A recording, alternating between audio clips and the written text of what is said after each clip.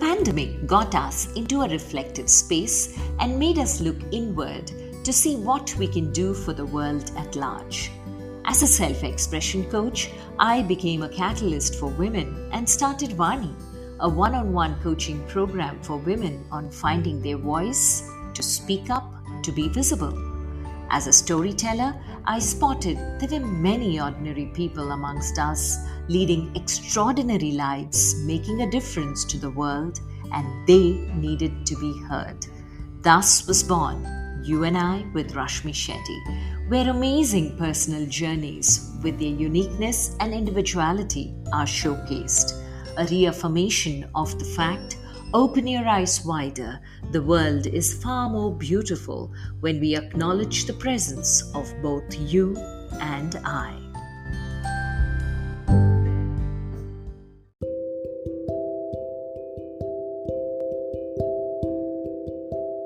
Our guest today is Andrea Sampson. As the CEO and founder of Talk Boutique, she provides her expertise as an executive coach to senior leaders and professional speakers worldwide. Having spent the first 20 plus years of her career as a senior leader in marketing and advertising, Andrea regularly gave talks and presentations that deeply connected and impacted her audiences. Using these skills combined with her experience on TED events and her training as a TED speakers coach, Andrea helps her clients make their work accessible while maintaining credibility and uniqueness. She has a special skill in understanding technical and science based disciplines, using storytelling as a connection tool. As part of the team to bring Singularity University to Canada, Andrea has worked with and trained Singularity University faculty worldwide. She also holds a TEDx license and has participated in the Global TED Initiative Countdown 2020. Listen in as Andrea shares her journey, her influences, and what shaped her to be who she is today.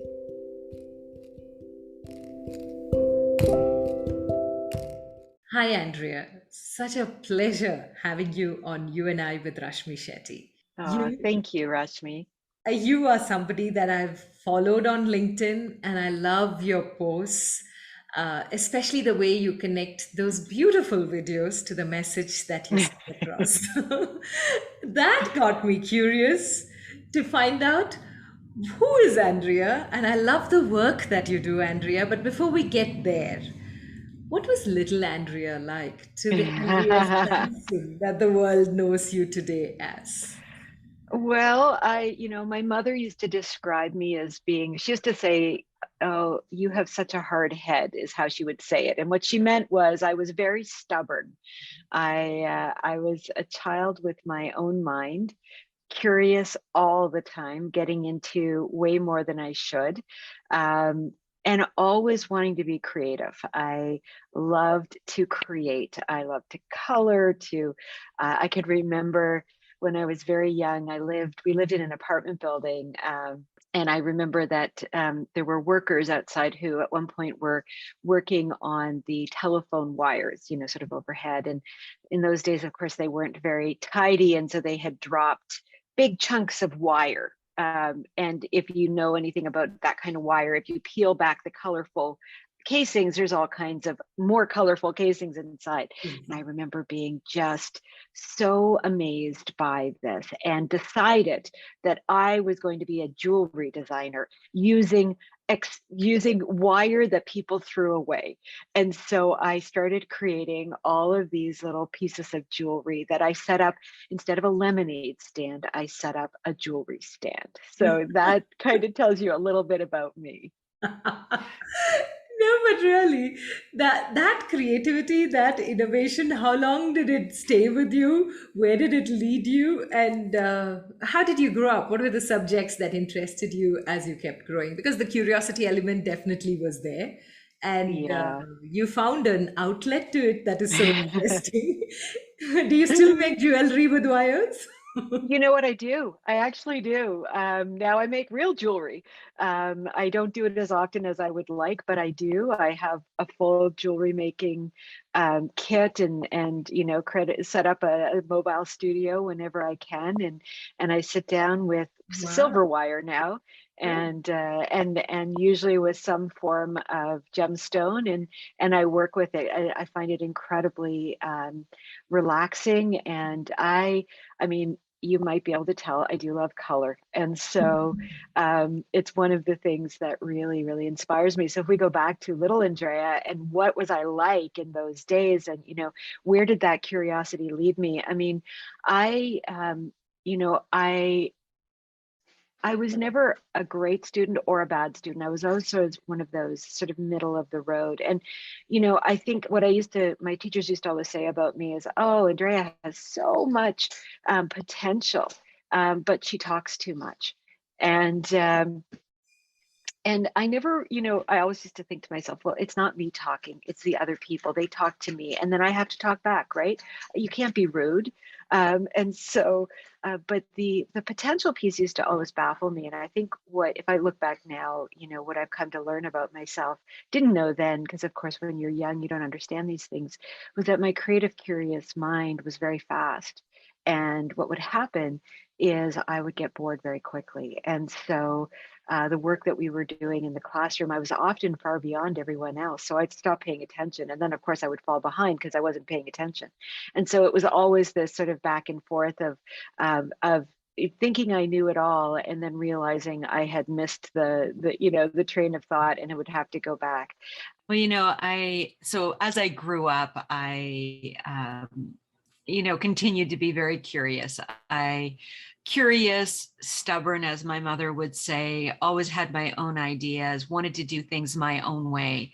And, as I became a teenager, I started to explore things in a new way. And what became clear for me as I was going through school was that it really wasn't for me. What I didn't know then, but do know now, is that I had a neurodiversity. I've recently been diagnosed with ADD, which is a disorder. Well, in fact, there's many that would say it's a superpower, and most entrepreneurs are ADD. But the way it manifests is that it means that it's difficult to regulate attention. You're either hyper focused or not focused at all, and that certainly described me as a teenager.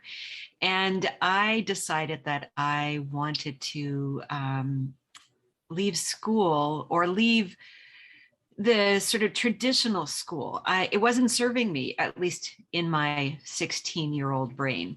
And I made the decision that I was going to go to a community college. And I found a way to get into a community college without a high school diploma, because I was only in the first year of high school at that point. And so I dropped out of high school and I got myself into a community college, and I took a secretarial diploma. And because I was an overachiever even in those days, I made the decision that I wasn't just going to be a secretary. I wanted to be the best secretary I could be. And so I started taking night classes at a continuing ed school in legal secretarial studies. And so when I graduated from that 2-year secretarial program, as all of my peers were graduating from high school, I graduated at the top of my class as a secretary, and also with qualifications to become a legal secretary. So there I was at 18, ready to enter the workforce, supporting lawyers in all of what it is that lawyers do. And But of course, I what wasn't is it really that ready. intrigued you about law, Andrea? How did you know at 18 that law would be a beautiful space to explore? Who introduced there? What did you read? How did you get in there? Again, the curious you? Yeah, so like I said, there was so much I didn't know about myself in those days, but I look back and I realize now what it was. But in those days, I mean, TV, I think there were many legal programs on TV, which had intrigued me. And I thought, oh, to be a lawyer, it seemed so glorious, and so glamorous. And but I didn't have I was like, but I can't spend 6 years in school and all that money to pay for it. I just couldn't imagine it. And so, well, I thought, well, maybe I could do that later, but maybe what I could do now is learn about it by being a legal secretary. And so that was what it was. It was sort of a little bit of me being curious and saying, well, I don't want to jump in with both feet, but what I do want to do is get an exposure to it. And so I spent the next couple of years working for lawyers and understanding their work. And quite frankly, I was a terrible secretary. It was never what I was supposed to be. I was way more interested in reading all of the dockets than I was in doing the work. I would get these files from the lawyers because, of course, I was 18. I was, the lowest of the low in the office. And so my job was to type up contracts and things like that. And, the law firm that I was working for had a number of lawyers. And so I sort of sat in a shared pool where the lawyers could just use a group of us. And so we would get handed these file folders full of legal documents, and on top would be a little cassette recorder that we would have to put into a recording device and listen to it on headphones and type what the lawyer was saying. But I would get really engrossed in I would open the folder and I would start going through the legal documents of what is this? Because I was so curious about everything. And I would read them and I was fascinated by it. And of course, I would be very slow in typing the letters or doing the work that they needed to do because I had to read everything. So it wasn't a career for me. But what happened for me was that I spent a couple of years working as a secretary. I left, even though I had become a legal secretary, I left that and went and ended up working for the federal government here in Canada, and ended up sort of at 21 being at the top of my field as a secretary. I had achieved within the government their top classification. Everything is class, it's all of these levels that you must go through. And here I was, 21 years old, making more money than any of my friends, who were all still in school, by the way. And I was working for, political ministers as their secretary. And I was bored. I was bored silly. And I knew that this was not long-term for me. The secretarial world was not something I was going to stay in. So I started looking around thinking, well, where from here? And I had this idea, well, what if I went back to school? Now, let's go back in time and remember, I don't have a high school diploma. I might have a college diploma, but I don't have a high school diploma. And so I made the decision I was going to go to university. And of course, you need to have a high school diploma. Well, I found that I found a loophole. This was always what I did. I could find loopholes in everything. And so I found a loophole that said that I could go to a university as a mature student if I had been out of school, out of high school for more than 3 years. Well, of course I had been, because I had spent 2 years taking a secretarial diploma at this community college, which didn't count as being in school. So I found this loophole and I was able to go back to university and and I made the decision that what I really wanted to do was to be a public relations person. This seemed, again, glamorous to me, and I think it probably was another TV program I was watching about PR. And so I thought it looked so amazing. You spent your days working with clients on big launches and events, and it seemed like so much fun. So I found the only university in Canada at that time that was offering a full degree in public relations, and applied and got in as a mature student. And that university had only just transitioned from a Catholic university that was all female.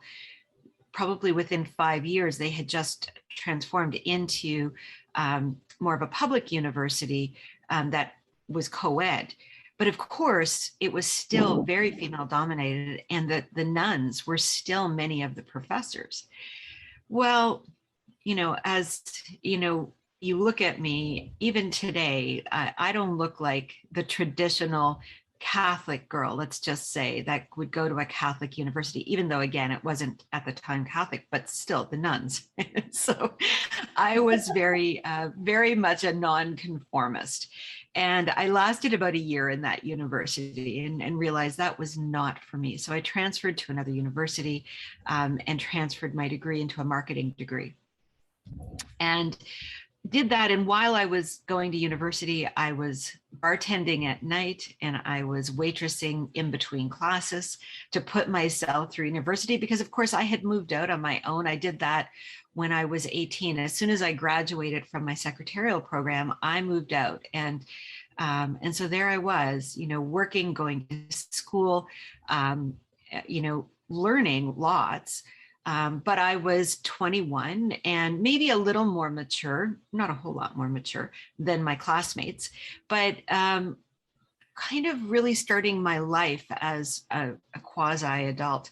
And a friend of mine at that time, who I'd known through childhood, not a really close friend, but a friend, had made the decision to move away. And, I think there are these points in our lives where we're sort of shown maybe a different path. And that was one of them for me. It was the first of my friends who had really decided to sort of make a big move out of our small little community that I was living in. I remember thinking, wow, that's really brave. And, what will you do? And I remember, sort of our going away dinner, like I think a bunch of us got together to send her off.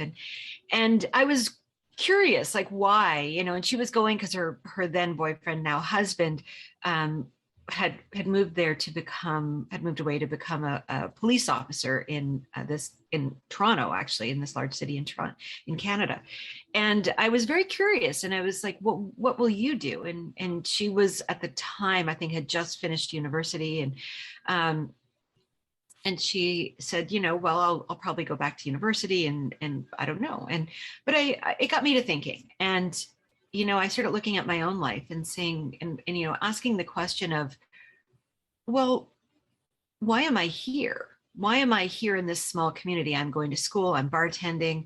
There's nothing keeping me here. I mean, my family was there, and clearly that is a tie. But at the same time, I was ambitious.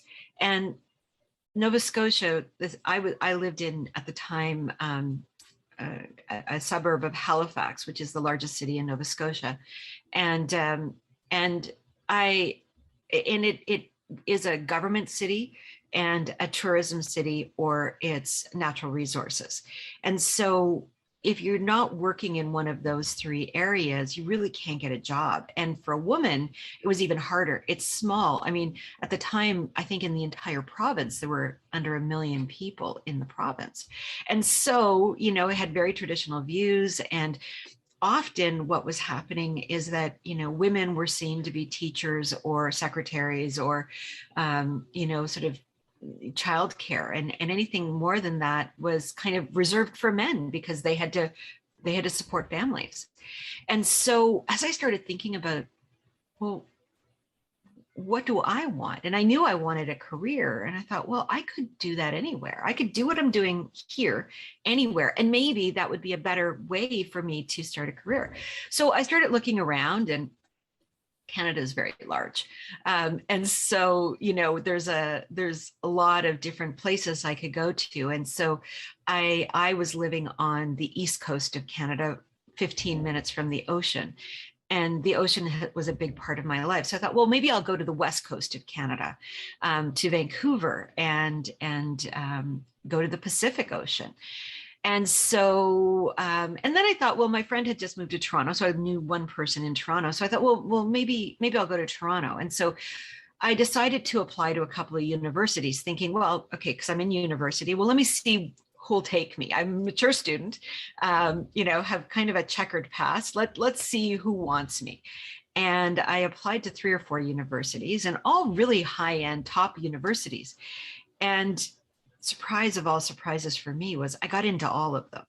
And that really wasn't helpful, because now I thought the choice would be made for me by who would accept me. Well, no, they all wanted me. So then I was like, okay, well, now I actually do have to choose. So I started looking at the West Coast, and to get from where I was in Nova Scotia all the way to British Columbia, which is the West Coast, it's about a 6-hour plane ride and it's a 3-hour time difference. And that seemed like a lot for the very first time moving out of Nova Scotia. And so I made the decision that I was going to kind of split the difference, because Toronto is right in the middle of the country. It's only a 2-hour plane ride and a 1-hour time difference. And I thought, well, you know what, if this doesn't work out, I can always go home. It feels like it felt closer. I got homesick. It didn't seem that far away. So that's what I did. I packed up everything I owned. And I literally sold my car. I mean, that was one of the things that happened for me. That was in my teens. That was actually quite an interesting turn of events. Is I won a car when I was 18, just as I was graduating. I won a car. Yes. Was it a lottery or something? It was a draw, you fill out a ticket and you put a draw in, and I won a car, and I won a convertible. It was a convertible Volkswagen. And so I had this cute little car, which, had served me well, which I didn't owe anything on, and ended up selling everything I owned as I made the decision to move to Toronto, and packed up my... One pause now, Andrea. Yeah, sure. Because you've seen so much at 21, and today you can always go on Google, and Google will give you ideas, what is best for you and for your interest. And at that time, who was your mentor? How did you take these important life-turning decisions, or did you even see them as life-changing decisions? How did you take those decisions? Just because the ocean is here, the time difference is here, this is going to be in the center, and it's just 1 hour time difference, so I'm going to move there. What is it that helped you take those important decisions? Because I'm sure now, looking back, each of those moves shaped you to who you are today. Were It's a you a good very question. confident person at that time? Super confident, in fact, that you could take all these decisions? I was stubborn. I was really headstrong. And, I when you say who was my mentor, I didn't have one. I came from a family that was very fractured. My parents had a very difficult marriage, which, meant there was abuse and things. And so I knew from a very young age that I was going to need to take care of myself, that there was no one was going to take care of me. And, I have 4 siblings, so there's 5 of us in total. And I had I'm the second youngest. And so I had seen my 3 siblings all make different decisions. My oldest sister got married very young. My second sister had kids young, but kind of went maybe a little bit more independent, and eventually got married. But I saw her settling for a life because she wanted to be taken care of. And then my brother, my older brother, was sort of dabbling in a lot of different things. And so I had these different views of the world through my siblings, I guess. And I knew that none of their choices were right for me. What I knew about myself, I think, is that I had drive. I was driven to succeed. I was driven to be more than what anyone thought I could be. In those days, people used to tell me a lot that I would never amount to anything. And that was a message I got a lot from my father. And I knew he was wrong. And in those early days, I was not ever going to let anyone be right about me not being able to make anything of my life. And I also knew that I wasn't going to rely on a marriage or a man or a partner, because that was too risky. I was going to take care of myself. And so as I would make these decisions, when I look back now, it's like, you're right. There was no Google. It wasn't like I could look it up and go, well, this is a good decision. And I certainly didn't have, a therapist or even a counselor who I was talking to. I did a lot of thinking. I did a lot of reading. I was a reader. And so I read books upon books, and I remember discovering around that time self-help books. And that was really the beginning of the self-help era. And I started reading a couple of books that really talked about, sort of the idea of vision it and it will come, like kind of that idea.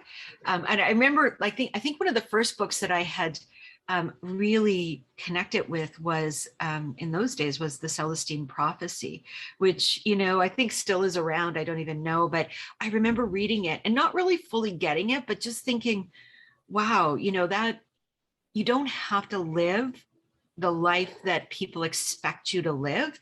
You can live a life that you want. And that was a radical idea for me. And I made the decision that that's exactly what I was going to do with my life, that I was going to be a success, that I was going to not take a traditional path, that my decisions were always based on what people were able to achieve when they had everything, but I was going to achieve it because I had nothing, and I remember in those days having a mantra, which was successful people don't succeed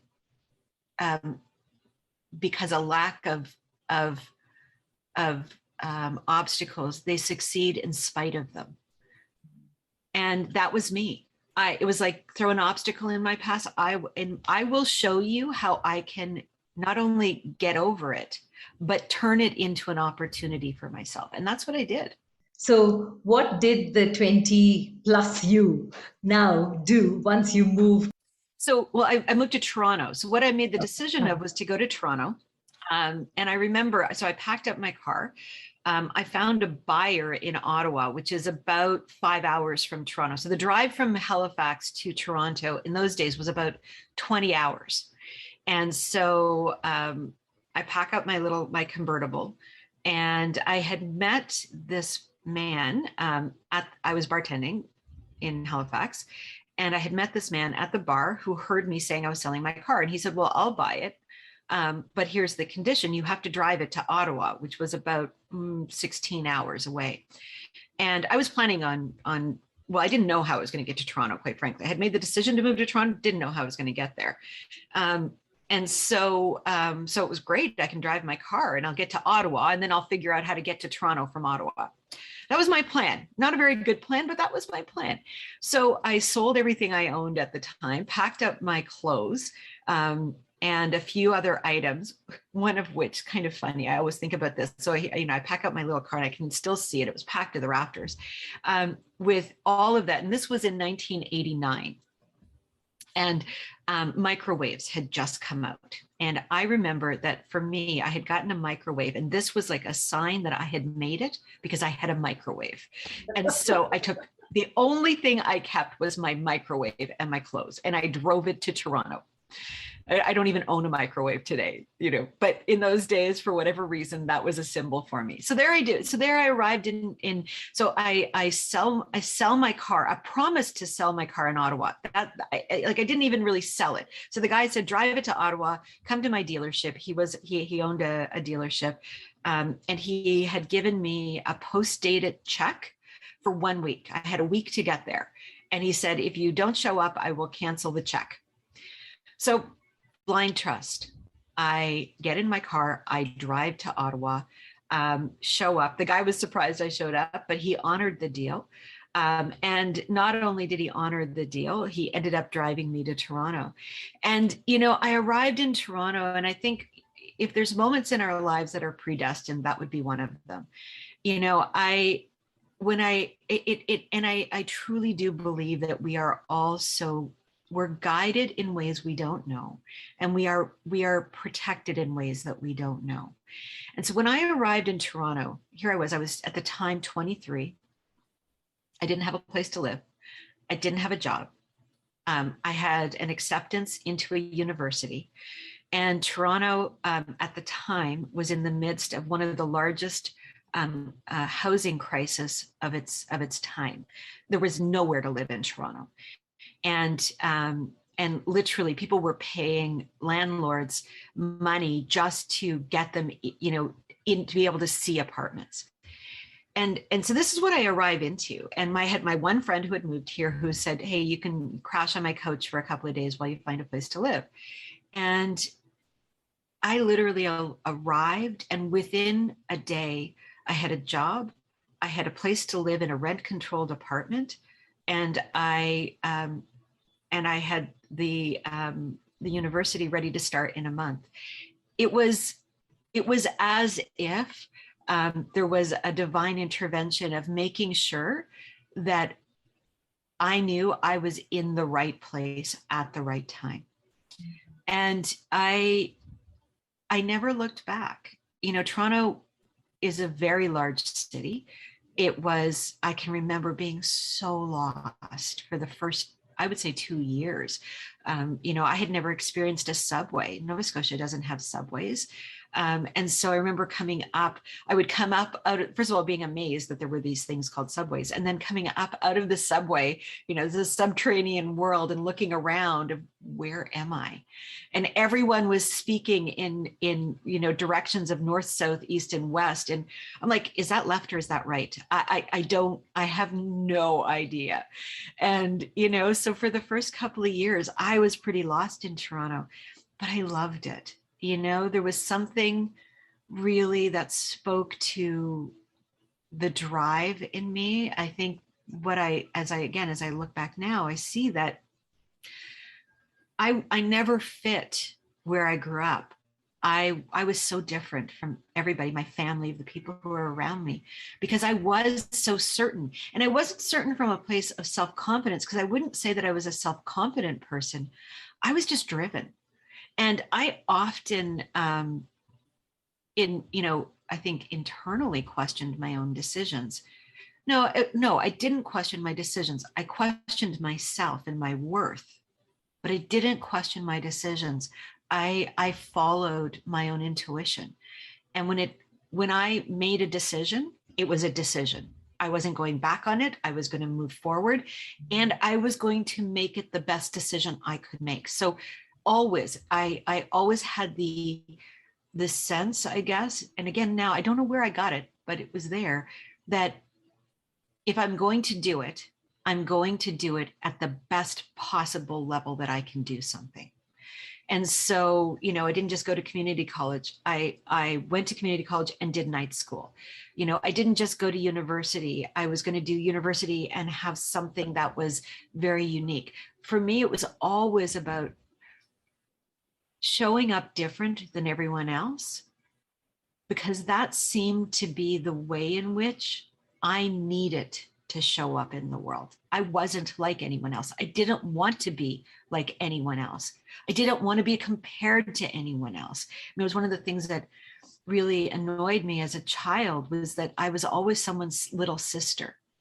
And, you know, my 3 siblings who are older than me, you know, were known within our community. And so I didn't want that. I was like, no, I'm my own person. And I'm not like them. And I won't be compared to them. And so, yeah, that was important for me. Oh, this is such a beautiful journey, Andrea, from that curious little girl to this person who was so driven and sure. And I love it when you say I was not self confident, but I was driven, that I needed to create an identity which is my own. And what is it about Toronto that altered in you, or did it alter you at all? Did it teach you a lot more than you had bargained for? How did life open out for you in Toronto? Yeah. I mean, it has been a lifelong journey. I mean, I've been in Toronto now, I guess 33 years.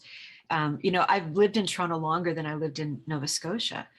And in those first few years, you know, I came here because I wanted to remove what I viewed as being the constrictions that were holding me back. And I think what I also believed about myself in those early days was that I was creative, and that I couldn't be creative in Nova Scotia for whatever reason. And I thought that I could be that creative soul in Toronto.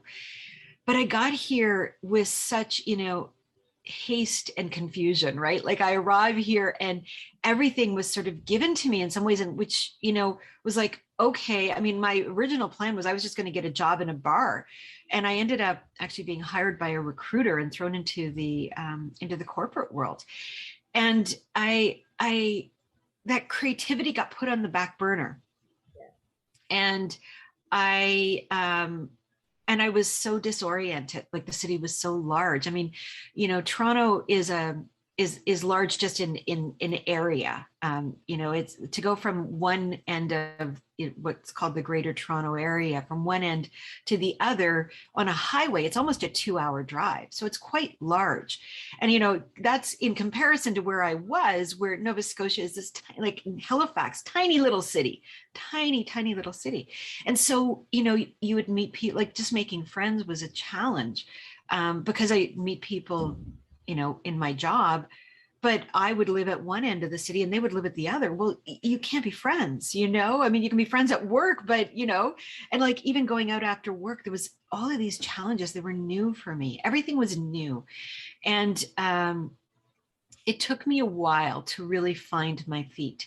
And I found myself, sort of by circumstance, ending up working in the not-for-profit world.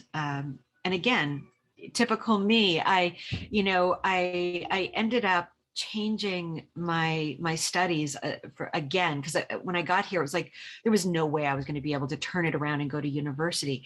And so I started doing night classes, working during the day, and those night classes started to evolve. And what I ended up doing was going into the not-for-profit sector and specializing in fundraising and getting a diploma and a certificate in fundraising management, and eventually going on to become a certified fundraiser.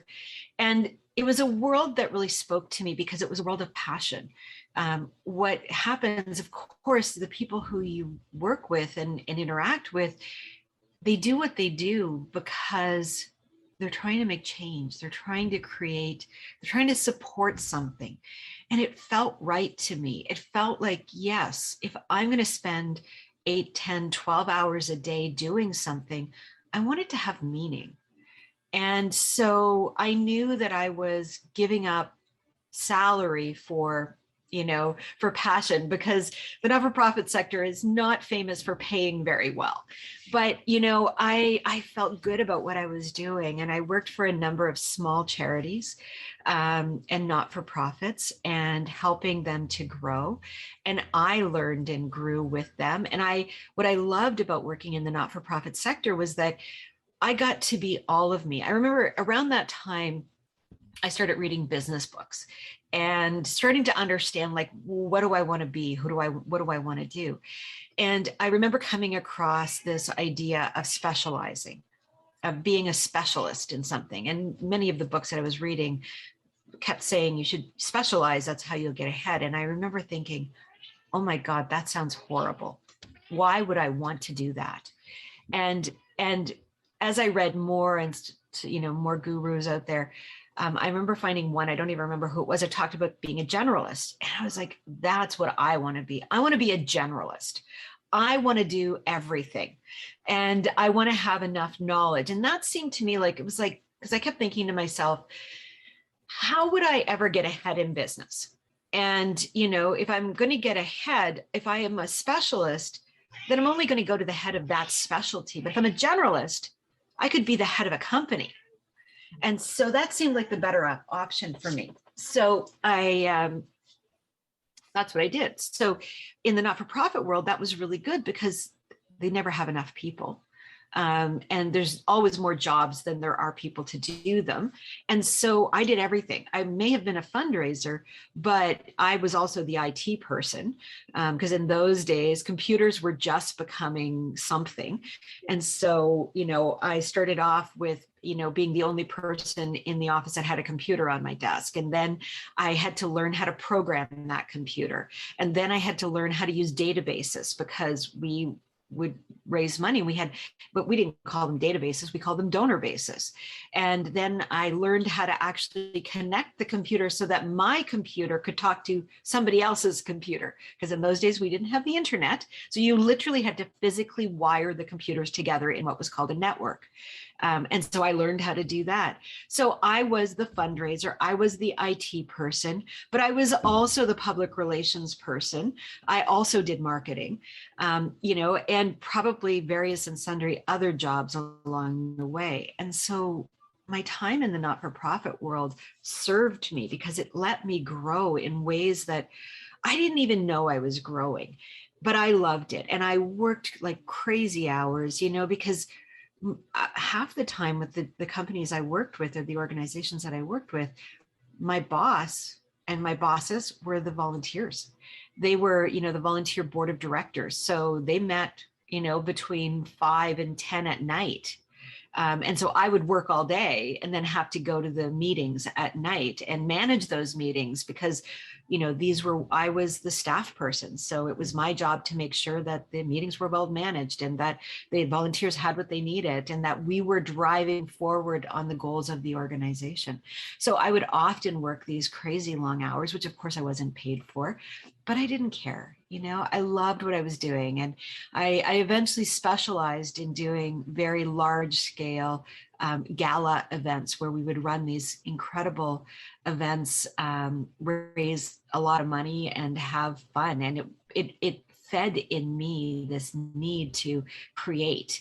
I learned through that work that I was a builder. I loved building things from, the conception of the idea all the way through to the execution of it and all the bits and pieces in between. And I was really good at it. But I got bored really quick. This again, I look back and this is the neurodiverse brain, right? This is where it was like, I would learn something, I'd learn it fully. I would become the best in that. I would be in demand. And then I go, yeah, I've done that. I don't need to do it anymore, and move on. And I did this so many times in my career. But that, that was a beautiful time in my career because I was learning so much. Andrea, all along in your story, one thing is very clear. Everything that you have done has always helped you in your next step, whether you Yes. knew it or not. Yes. Like they say, life is what happens while we are busy planning. You were not even planning, and it was just happening. It was just happening. Everything seemed to just lead you correctly in a frame and into a frame that was ready to accept you. So now, what happened after the nonprofit? What was waiting for you on the other side when you got bored?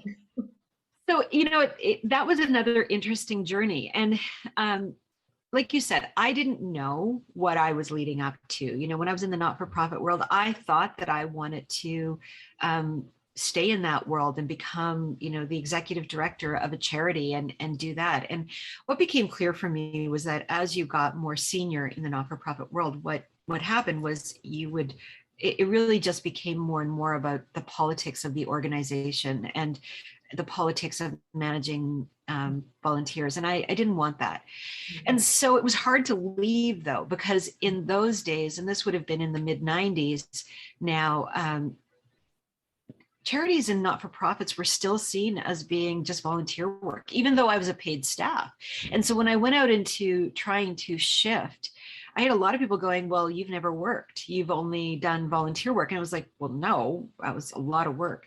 And so I had to make a couple of jumps. And so I jumped into the service industry. I was working in a contract call center as an account manager, the largest contract call center in Canada, working on some of the largest brands at the time in telcos and energy. And I was doing a lot of work with clients, but I knew that wasn't for me. And I left that world when I had my daughter. And as I was coming back into the work world from mat leave, so I had my daughter, which really changed me because I found myself a mother. I was 31 at the time. And I had to be a role model and I couldn't play anymore. I had this little baby who I wanted to give a life to, but I also wanted her to see me as someone she was proud of. And I think as women, we're in such transformation, and I wanted her to know she had all the options in the world. And so I was considering what I wanted to do when I got a call from somebody who had volunteered for me back when I was in the charity world. And this individual had volunteered on one of my gala committees, and he was in the advertising agency world. Now, one of the things that had happened in between leaving not-for-profit and this point was I had gone back to doing continuing ed and had done a certificate in advertising. This particular person didn't know that, but I got a call kind of out of the blue from this individual. And we had worked together in the agency or in the not-for-profit world, but I ran into him again when I was in the service industry, when I was in the call center world, because one of the clients that he represented in the agency world, advertising, was my client in this call center. And so we would run into each other from time to time. Anyway, he called me as I was on mat leave and said, "Hey, have you ever considered working in advertising?" And I was like, "Oh, geez, I would love that, but hard to get into, very difficult to break into." And he said, "Well, I think you'd be great. I've got a job." He was the head of a very large agency at the time, and come in and talk to me. And so in I went, and we had this conversation, and he offered me a job at double the rate that I had been making in the call center world, and as an account supervisor, which I didn't even know what it was. But it seemed too good to be true, quite frankly. I was like, "What? You're going to pay me what to do what?" And he was excited to have me join this team. And this was where it sort of started to all come together. You say, like, every step I took me to the next step. And when I came into advertising, that became really clear for me. I didn't know what I knew.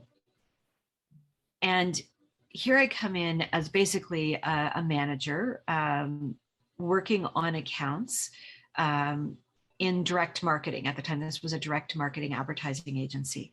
And all of the IT work, computer work, writing specs for computer programs, understanding how to do direct to mail, which we thought was all about doing giving campaigns, working on donor bases, which I learned were called databases. All of that suddenly became what this agency needed of me, and what no one else in the agency world knew. I was a unicorn. I was this kind of odd person, had never worked in advertising, had studied marketing, but had never really used it in the way that I was now being asked to use it. I was head and shoulders above everybody around me, but had no idea. And within that first year of being in advertising, I was promoted 3 times. My salary more than doubled in that 1 year period. Why? Because everything I had done before was being used. I found myself in the exact right place at the exact right time. And I was valued and excited and winning awards and doing work that I only dreamed I could do. It was exciting. Wow. This is beautiful, but here I want you to take a step back. You had a young daughter who was growing up, and you were very clear you needed to be the best mom. And there are a lot of us women who have this huge challenge of our career clocks and our biological clocks. And when we are climbing up the career ladder, it's our children who ask for maximum attention. There are many of us who give up in the fight and take the parental role, though not everyone's happy with that choice. But you manage to balance it all. So, what would you want to tell women at this point? Because it's important for women later not to regret and work wisely when they have the choice in front of them. So, what would you want to tell? I don't know that I balanced it. I think I I really tried to be the best mother I could.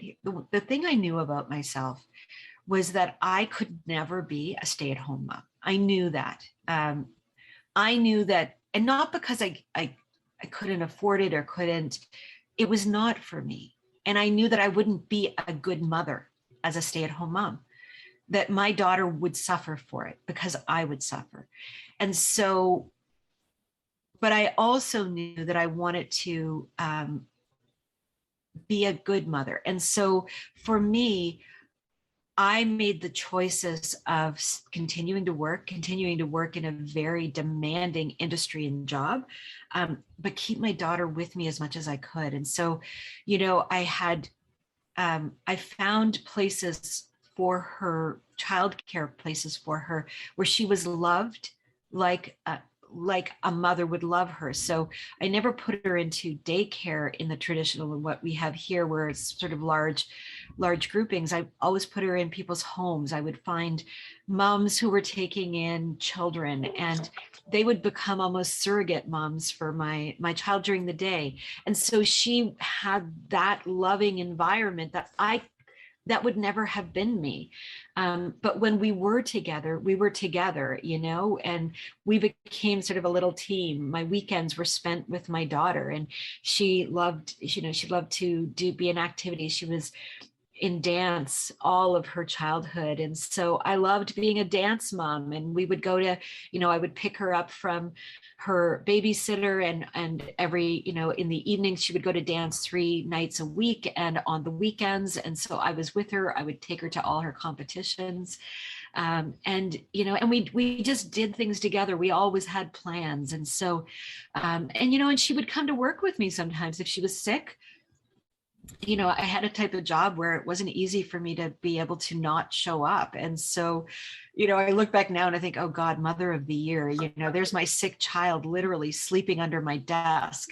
Like, not a proud moment, but, you know, in some ways it is, though, because we had a relationship where that was okay. And she understood, and she was proud of me in those days. She used to love to come to work with me, and we would bring, like, she was always a creative child. And so we would bring lots of crayons and paper and, you know, things for her to create all day long. And so she would entertain herself, and I would, you know, be in meetings, and she would be sort of with me down at my feet or off in a corner or sitting at a table creating, and I would be there working. And, you know, what I would say to others is that you have to find your own path. There is no one way. If you want to be that mother who stays home with your children and does that, that is an important job. You should do that, and you should be proud of that. That is important. And it was important for me that those moms were out there, because they helped me. You know, it takes a village, right? And so I was so incredibly grateful for the moms who made the decisions that they wanted to stay home and take other people's children. But that's a choice.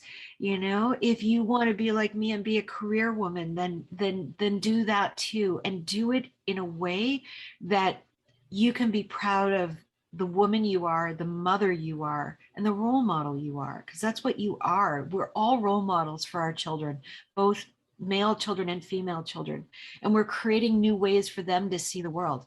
So show up in who you are as the best you can be for that. We don't do it 100% of the time. I made tons of mistakes. There are lots of things I look back and think I probably should have done that differently. But what I know is that it shaped the woman my daughter is today, and it shaped the woman I am today. I think the problem with us women is we want to be perfect in everything, and perfection is a myth. So it's okay not to be okay. It's okay to acknowledge your flaws and move ahead. I think it keeps us a lot more grounded and easy in a lot of moments of life where we feel we're Absolutely. letting down everyone around us. So, Andrea, you are today a TED speaker coach. And when it comes to TED Talks, it's everyone's dream to be a TED speaker or a TEDx speaker. So, if there are three things that people should remember, I know you coach people on it, but three things that people should remember, even if they're aspiring to be TED speakers, what would be those three things that every man or woman should remember when they are dreaming that dream? So the first thing is we're all storytellers. Humans innately love stories, and our lives are nothing more than one long, unending story. And we forget that. We think that that our lives are, sort of the things that we do and the way that we live. But if you think about it, I mean, I've just told you some of the stories of my life. And, I could continue on, for hours with stories of my life. Why? Because I've lived a long life, and I've got many more years to go. But we live a life of stories. But here's the thing, our stories, even though the details are different, as humans, we all live the same life. We all are born, we all have parents, we may have siblings, we have a childhood, we have some form of education, we go into some form of work or some form of a marriage, having children or not children. But these are all common across the human experience. And so when I tell you my story, what I'm doing is I'm helping you to live your story. And so you're living your story inside of mine. And what we're doing is we're creating deep and meaningful connections in doing that. And so know that your life is a story and that it's important. It's important for you and it's important for the people who hear it because it helps them to understand and contextualize their own lives. So that's number one. Number two, have an idea. So we all have lots and lots of ideas. And when people say to me, oh, I want to give a TED talk. And what they'll do is they'll come to me and they'll tell me a story, which is great. Stories are important. They're a big part of being a TED talk, but that's not a TED talk. A TED talk is ideas worth sharing. So what's the idea that lives inside of that story? And there are lots of ideas that can live inside of stories. And so when you have this story that you believe needs to be told on a TED stage, take a moment, take a step back and isolate what's inside of that story that's making you want to tell it on a TED stage, because that's the idea worth sharing. And take that idea and articulate it outside of that story. And when you can isolate it and articulate it, then go back and build that story so it leads to that idea. That's incredibly important. And then the final thing about giving a TED talk is that when you're on a TED stage, you are playing the role of a thought leader. In fact, you are a thought leader. And so thought leadership is important and it's a responsibility. And so many people don't think of themselves as a thought leader because, we live in a world where thought leaders are elevated into heads of state or heads of industry or heads of companies. And the reality is we need more thought leaders who live lives like you and I, because we do have thought leadership. And that's what TED has given as a platform. It has elevated the everyday person to the level of thought leader. Now, there are many people who are heads of industries and state that speak on the TED stage, but there are many, many more that are like you and I. But what those people have done that are on that TED stage is they have elevated themselves into that role of thought leader. So if you want to get on a TED stage, recognize you are a thought leader. So when you recognize you're a thought leader and you isolate your idea and you articulate it as an idea and you wrap that idea in your life story, you will be very attractive to TED organizers to get on that TED stage. Honestly, this is really, really useful, I'm sure, for anyone who's aspiring to be a TED speaker or a TEDx speaker. And many of us love to reflect on our lives and our stories. But the pandemic forced all of us to reflect. Many people were running the rat race and were so lost in it, and suddenly there came a pause button when we least expected it. All of us have our reflections. What have been yours, Andrea, the last 2 years? I've had a lot of reflections in the last 2 years. And, as we're coming out of it, it's starting to become a little bit more conscious. I think one of the things that for me has become very clear out of the pandemic is that the need to slow down, the need to go within, the need to focus. In the early days of the pandemic, our business was very affected because we work with speakers, and of course everything was shut down. And I found myself in this place of wondering, what do I do? How do I maintain my business? How do I maintain what it is I do, what I love to do? And I was quite frankly bereft because I love the work I do, and suddenly I wasn't able to do it because there was no one doing it. And I started a web series called Sense Making Conversations. And what I was doing was interviewing speakers, people who I knew, thought leaders, on their views on the future. And what that did for me is it allowed me to see myself in this role of a thought leader. I had never seen myself as a thought leader. And I really fought it. I was like, no. I work with thought leaders. I help others become thought leaders. I'm not a thought leader. And yet, as I did more and more of my sense-making conversations, I started to understand that because of the work I do, I am a thought leader. And that I had to start embodying the very principles that I was teaching. And I had to step out from behind the stage to the front of the stage. And I had to start doing that more. And I had to start speaking. And that was really hard for me. I've always been the one behind everybody else. And I had to go out front. So the reflection for me coming out of the pandemic is that don't be afraid to own who you are. Use your voice. Your voice is powerful and important. And we learn from each other.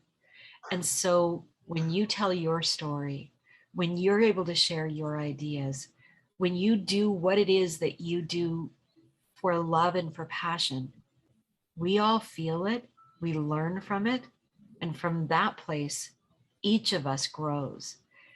So that, and then the other thing I would say I learned coming out of the pandemic is that creativity is incredibly important, and it is a practice that needs to be practiced daily.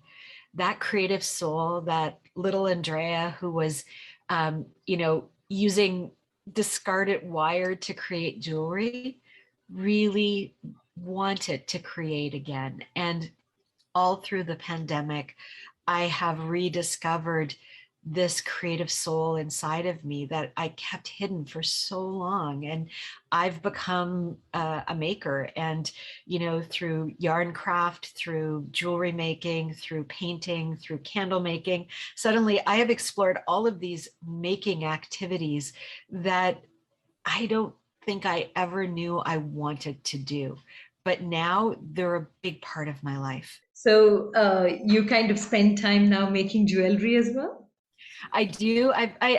Jewelry is something I've continued to make all through my life. I've gone into jewelry making phases for various things, and so I still do, and I still have lots of things to make. But right now, my biggest love is I have learned and taught myself how to crochet, and that is what I do.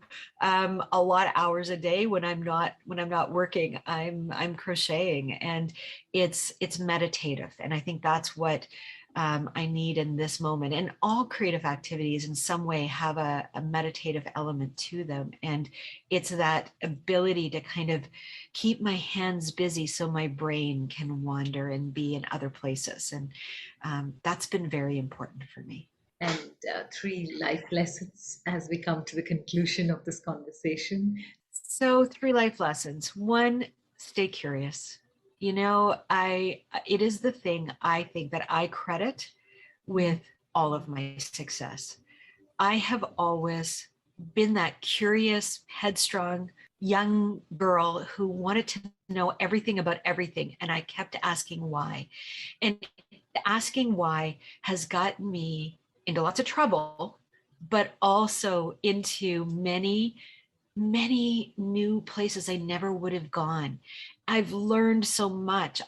The asking why, the keeping the open mind, the curious always brings something unexpected. So stay curious because it keeps us young and it gives us the ability to always learn.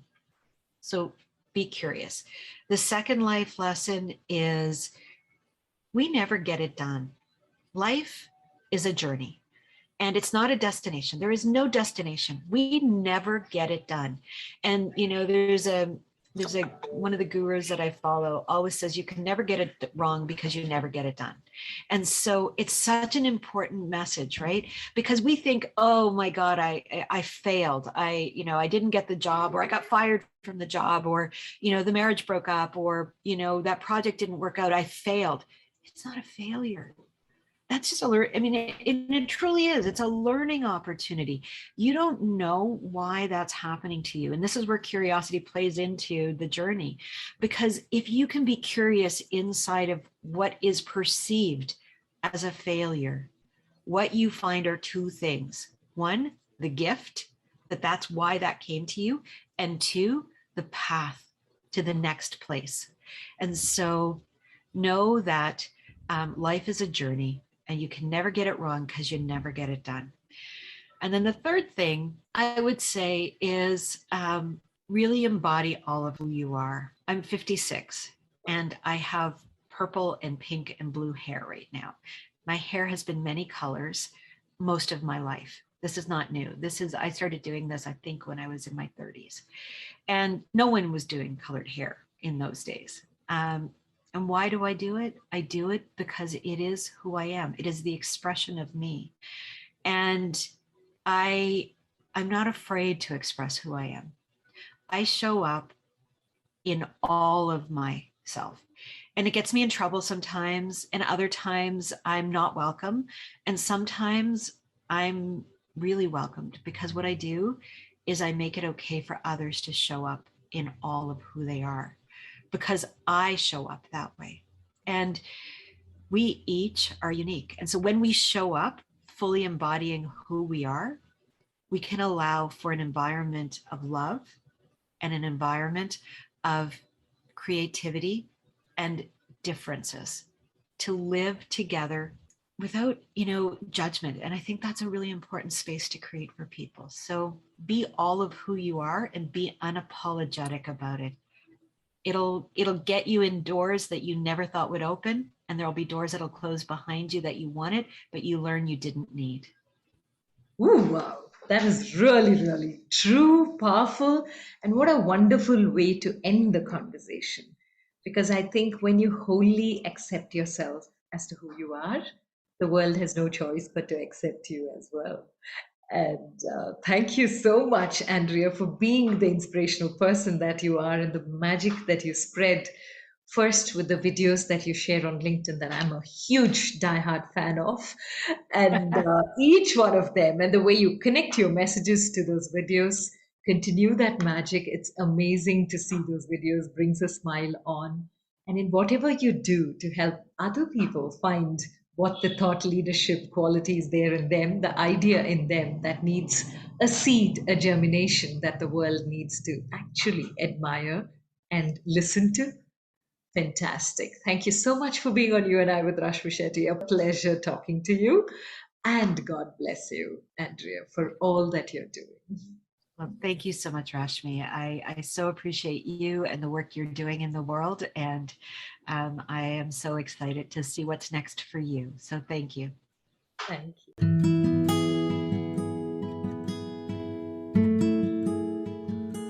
With that, we come to the end of this weekly quest of You and I with Rashmi Shetty. Do let us know if you know people who make the world beautiful. Write in, to rashmi.the3rd@gmail.com. That is rashmi.thirddeye@gmail.com. Come, let's explore this amazing world together, both you and I.